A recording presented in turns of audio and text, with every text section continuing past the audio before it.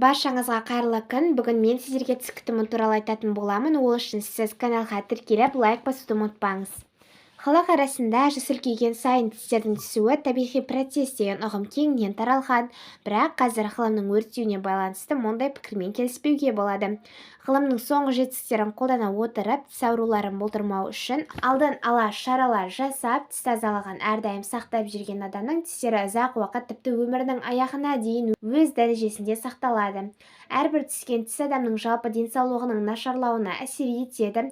Тісі ауырып сыздаған адам мезгілімен тамақ ішпей, ұйқысы бұзылып, мазасы кетеді. Тіс ауруларының кең тараған түрі кариес. Кариес балалардың тісі шығып бастағаннан-ақ пайда бола бастайды. Ол жаңадан қалыптасып келе жатқан жас буынның организмінде де, үлкендерге де әсерін тигізеді. Тістің кариес ауруы ыстық суыққа шыдатпай, адамның жүйке жүйесінің де ауруын қоздырады. Бұрыннан тарап келе жатқан ел арасындағы әр балаға бір тіс деген түсінік бекер айтылмаған. Бірақ дұрыс тамақтанып, уақытымен демалып, дер кезінде ауырған тісті емдетсе, жүкті әйелдің тістері түспей сақталады. Жүкті әйелдің бала көтерген уақытында организмде көптеген өзгерістер болады.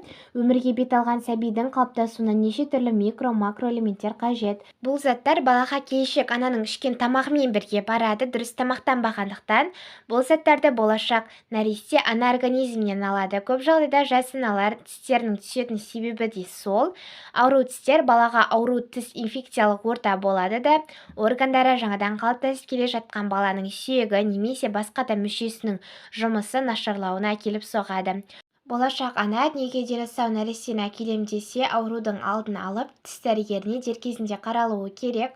Күнделікті тіс тазалауды ұмытпай, А, В, С, Д витаминдері мен кальций, фосфор, калий бар тамақтарды ішуі керек.